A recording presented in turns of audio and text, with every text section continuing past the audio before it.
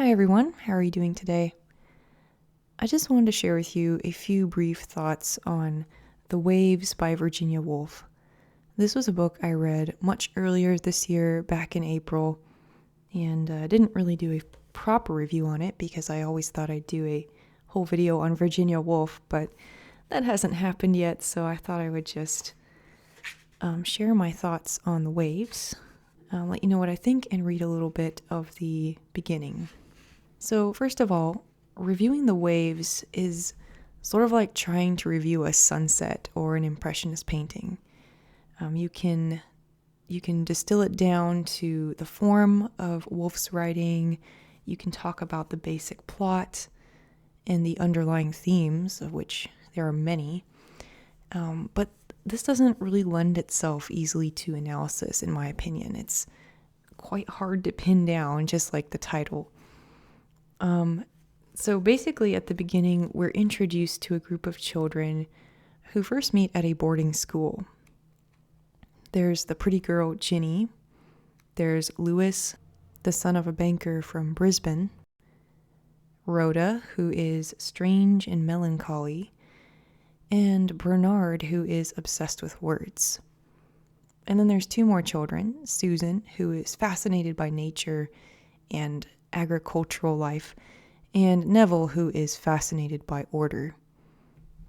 A little later in the book, another child enters the picture who is Percival, and Percival becomes like the hero of this group. So the book is told in a series of poetic monologues, spoken in turns by the characters. The format is dialogue, but there is little or no actual conversation in the book. So it feels like you're on the edge of a novel, but it's very much closer to a narrative poem or even a poem told in prose. So if you go into this book thinking too much about it and expecting a very conventional novel, you will probably instantly dislike it. So I really recommend going with the flow, if you will, no pun intended, and you might actually enjoy The Waves.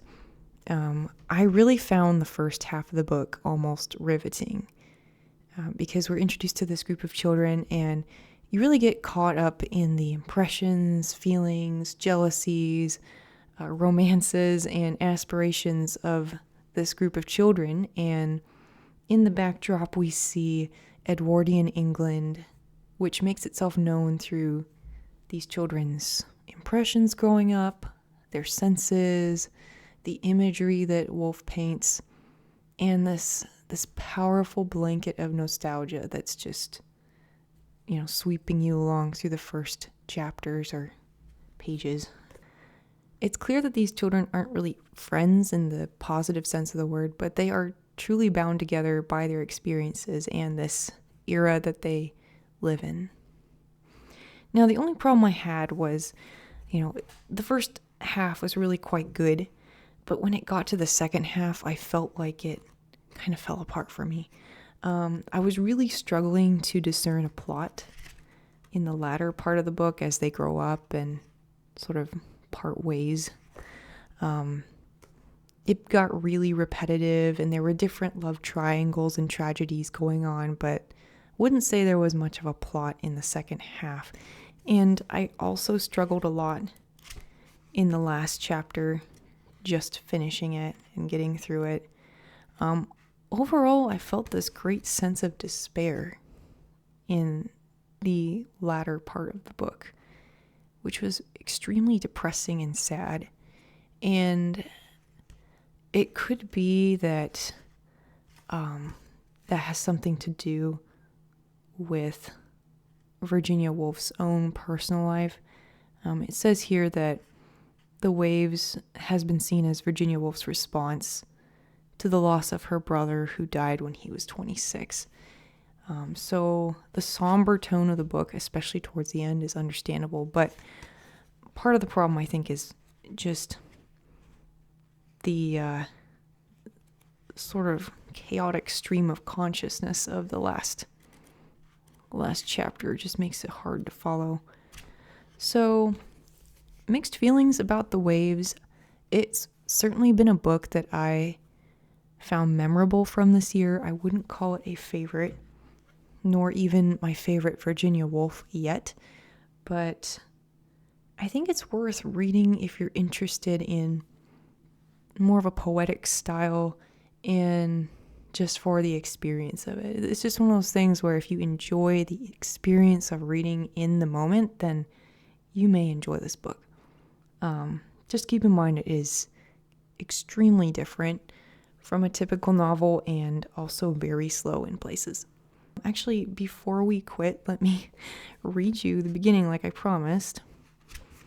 And maybe I'll even skip the very beginning.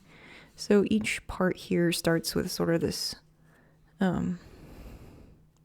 setting the stage, I guess, with this image of the water and the sunlight on the water.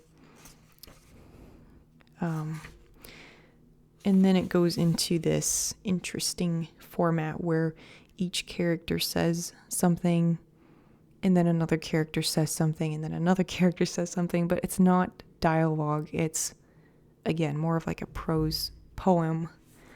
So it says, "I see a ring," said Bernard, "hanging above me.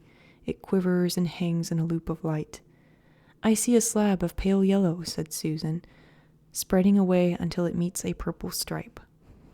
"I hear a sound," said Rhoda. "Cheep, chirp, going up and down." "I see a globe," said Neville, "hanging down in a drop against the enormous flanks of some hill." "I see a crimson tassel," said Ginny, "twisted with gold threads." "I hear something stamping," said Lewis. "A great beast's foot is chained. It stamps and stamps and stamps." "Look at the spider's web on the corner of the balcony," said Bernard. "It has beads of water on it, drops of white light." "The leaves are gathered round the window like pointed ears," said Susan. "A shadow falls on the path," said Lewis, "like an elbow bent." "Islands of light are swimming on the grass," said Rhoda. "They have fallen through the trees." So just from that little excerpt there, if that appeals to you, then you will probably enjoy The Waves, and if not, you will most likely really not enjoy it. So thanks for watching. I hope you all had a good weekend and a good week ahead, and I will see you next time.